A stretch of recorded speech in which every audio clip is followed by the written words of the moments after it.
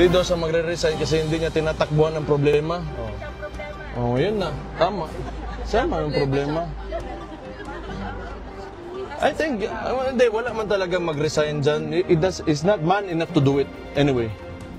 He's not that kind of person. He cannot even own up to his mistakes. He cannot admit that this country is, like divided. It's in Mayor, we talk about message. in ruins right now.